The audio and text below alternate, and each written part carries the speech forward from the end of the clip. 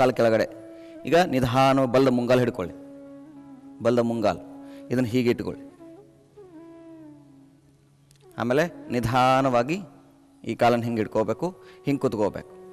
ಇದು ಒಂಥರ ಆಸನ. ಇದು ಕುತ್ಕೋಬೇಕಾದ್ರೆ ಹೀಗೆ ಕುತ್ಕೋಬೇಕು. ಅಥವಾ ಮತ್ತೆ ಕಾಲು ನೇರ ಮಾಡ್ಕೊಳ್ಳಿ, ಕುತ್ಕೋದು ಹೇಳ್ಕೊಡ್ತೀನಿ ನಾನು ನಿಮಗೆ.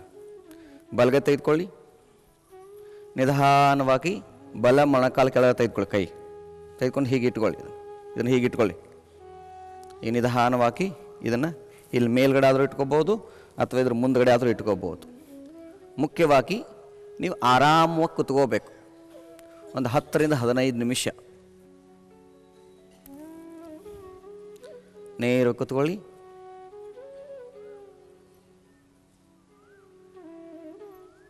ತಲೆ, ಕುತ್ತಿಗೆ, ಬೆನ್ಹುರಿ ನೇರವಾಗಿರಲಿ.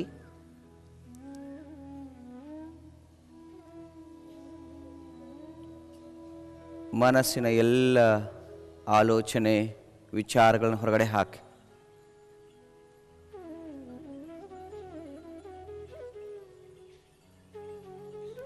ಈ ಕ್ಷಣ, ಈ ಸಮಯ ಜಾಗೃತರಾಗಿ ನಿಧಾನವಾಗಿ ಕಂಗಳನ್ನು ಮುಚ್ಚಿ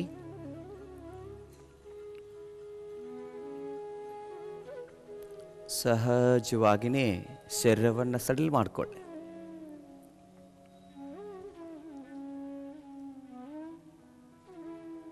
ಆಳವಾಗಿ ಉಚ್ಛ್ವಾಸ ನಿಶ್ವಾಸ ಮಾಡಿ.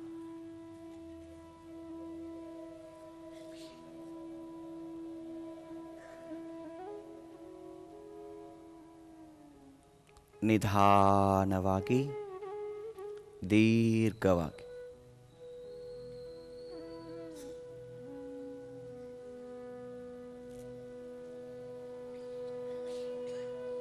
ನಿಮ್ಮ ಉಚ್ಛ್ವಾಸ ನಿಶ್ವಾಸ ಹೇಗಿದೆ ಗಮನಿಸ್ಕೊಳ್ಳಿ.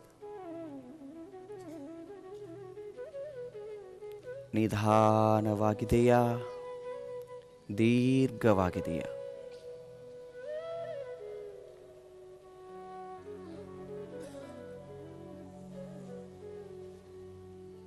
ಆಳವಾಗಿ ಉಸಿರು ಹೊರ ಹೋಗುವುದನ್ನು, ದೀರ್ಘವಾಗಿ ಉಸಿರು ಒಳಬರುವುದನ್ನು ಸಾಕ್ಷಿ ಭಾವದಿಂದ ಗಮನಿಸಿ.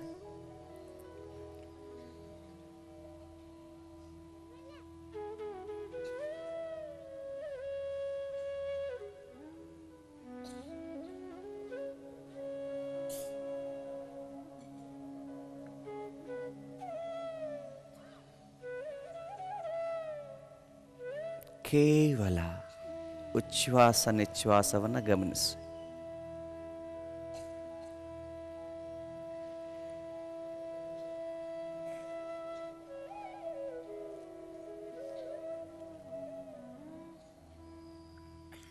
ಉಸಿರು ಒಳ ಪ್ರವೇಶವಾದಾಗ ನಾಭಿ ಮೇಲ್ಬರುವುದು, ಉಸಿರು ಹೊರ ಹೋಗುವಾಗ ನಾಭಿ ನಿಧಾನವಾಗಿ ಒಳ ಹೋಗುವುದು. ಈ ನಾಭಿಯ ಏರಿಳಿತವನ್ನು ಗಮನಿಸಿ.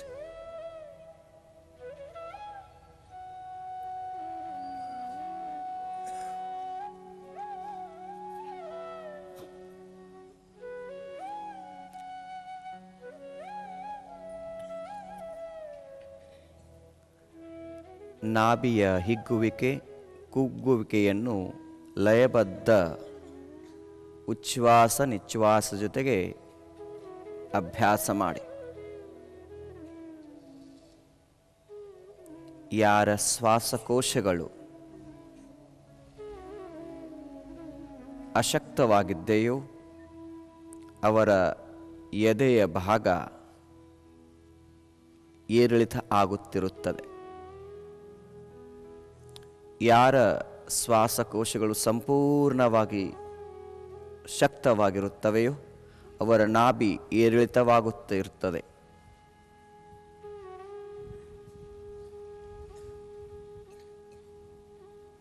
ಮಗುವಿನ ಉಸಿರಾಟ ನಾಭಿಯ ಮೂಲಕ ಆಗುತ್ತಿರುವುದರಿಂದ ಮಗುವಿನಲ್ಲಿ ಮುಗ್ಧತೆ, ಪ್ರಸನ್ನತೆ ತಾಜಾತನ ಕೂಡಿರುತ್ತದೆ. ಈ ದಿನ ನಾವು ಜ್ಯೋತಿರ್ಲಿಂಗ ಧ್ಯಾನ ಮಾಡೋಣ. ಎಲ್ಲವೂ ಮನಸ್ಸಿನೊಳಗೇನೆ. ನಿಧಾನವಾಗಿ ನಿಮ್ಮ ಗಮನವನ್ನು ಹೃದಯ ಸ್ಥಾನಕ್ಕೆ ತೆಗೆದುಕೊಂಡು ಬನ್ನಿ. ಅನಾಹತ ಚಕ್ರ ಎನ್ನುವರು ಷಟ್ಕೋನ ಚಕ್ರವದು ಹೃದಯ ಸ್ಥಾನ. ಮನಸ್ಸನ್ನು ಸಂಪೂರ್ಣವಾಗಿ ಹೃದಯ ಸ್ಥಾನಕ್ಕೆ ತೆಗೆದುಕೊಂಡು ಬನ್ನಿ. ಆ ಹೃದಯದ ಬಾಗಿಲನ್ನು ತೆಗೆದರೆ ಒಳಗಡೆ ಇಣಿಕಿ ನೋಡಿದರೆ ಅಲ್ಲೊಂದು ಗುಹೆ ಇದೆ.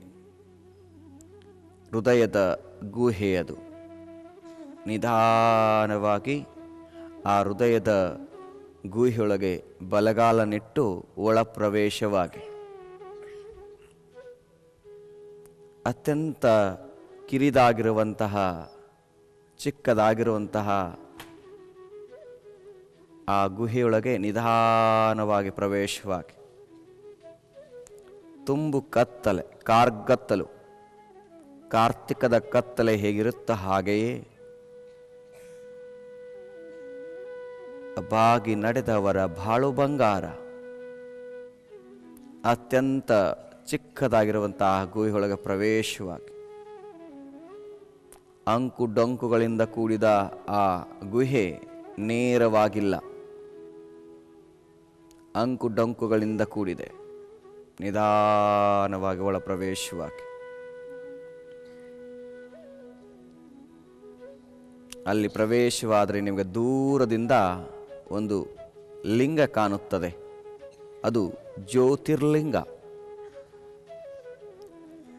ತುಂಬು ಬೆಳಕಿನಿಂದ ಕತ್ತಲ ಕವಿದ ಗುಹೆಯೊಳಗೆ ಜ್ಯೋತಿರ್ಲಿಂಗವಿದೆ.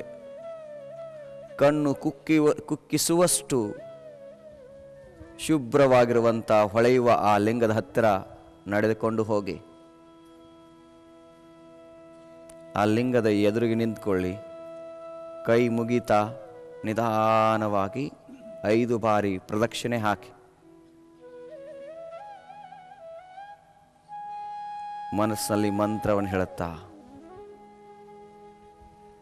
ಓಂ ನಮಃ ಶಿವಾಯ, ಓಂ ನಮಃ ಶಿವಾಯ ಮನಸ್ಸಿನಲ್ಲಿ ಹೇಳಿ ನೀವು.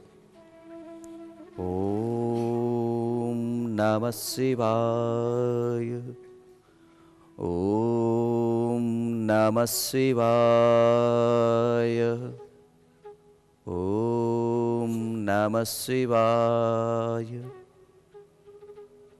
5 ಬಾರಿ ಪ್ರದಕ್ಷಿಣೆ ಹಾಕಿ ಮತ್ತೆ ಆ ಲಿಂಗದ ಮುಂದೆ ಬಂದು ಶಿರಸಾಷ್ಟಾಂಗ ನಮಸ್ಕಾರ ಮಾಡಿ.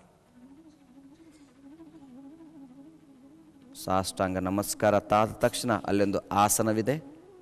ಆ ಉಚಿತ ಆಸನದ ಮೇಲೆ ಷಟ್ಕೋನವನ್ನು ಬರೀರಿ. ನಿಮ್ಮ ಉಂಗುರು ಬೆರಳಿನಿಂದ ಷಟ್ಕೋನ 2 ಕೋನಗಳನ್ನು ವಿರುದ್ಧ ದಿಕ್ಕಿನಲ್ಲಿ ಬರೆದಾಗ ಅದು ಷಟ್ಕೋನ ಆಗುತ್ತದೆ, 6 ಕೋನ. ಅದರ ಮಧ್ಯದಲ್ಲಿ ಓಂ ಎಂದು ಬರೆಯಿರಿ. ಬರೆದು ಅದರ ಮೇಲೆ ಕುಳಿತುಕೊಳ್ಳಿ.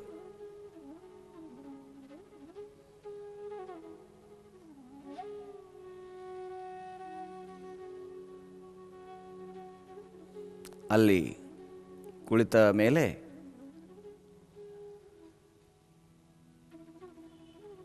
ಅಲ್ಲಿ ಒಂದು ಬೆಳ್ಳಿಯ ಕಳಶವಿದೆ. ಆ ಕಳಶದ ನೋಡಿ, ಆ ಕಳಶದ ಪಕ್ಕಕ್ಕೆ 2 ಗಂಟೆಗಳಿವೆ. ಆ ಗಂಟೆಗಳನ್ನು ತೆಗೆದುಕೊಳ್ಳಿ. 2 ಕೈಯಲ್ಲಿ ತೆಗೆದುಕೊಂಡು ಗಂಟೆಯನ್ನು ಬಾರಿಸಿ. ಅದು ಜಾಗೃತಿಯ ಸಂಕೇತ. ಗಂಟೆಯನ್ನು ಬಾರಿಸಿದ ಮೇಲೆ ಆ ಗಂಟೆನಲ್ಲೇ ಪಕ್ಕಕ್ಕಿಡಿ. ಅಲ್ಲಿ ಅತ್ಯಂತ ಶುಭ್ರವಾದಂತಹ ಶಂಖವಿದೆ. ಆ ಶಂಖವನ್ನು ಊದಿ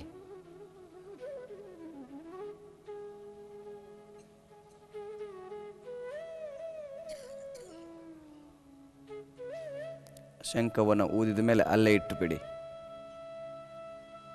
ಈಗ ಅಲ್ಲಿ ಅತ್ಯಂತ ಸುಂದರವಾದ ಕಳಶವಿದೆ.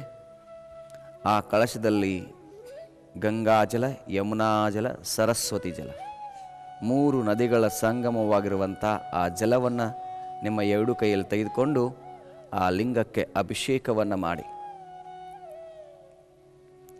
ಸಜ್ಜನಳಾಗಿ ಮಜ್ಜನ ಕೆರವೆ, ಶಾಂತವಾಗಿ ಪೂಜೆಯ ಮಾಡುವೆ, ಸಮರತೆಯಿಂದ ನಿಮ್ಮಯ ಹಾಡುವೆ, ಚೆನ್ನ ಮಲ್ಲಿಕಾರ್ಜುನ ನಿಮ್ಮ ನಗಲದ ಪೂಜೆ ಅನುವಾಯಿತೆನಗೆ. ನಿಧಾನವಾಗಿ ಲಿಂಗಕ್ಕೆ ಅಭಿಷೇಕವನ್ನು ಮಾಡ್ತಾ ಹೋಗಿ.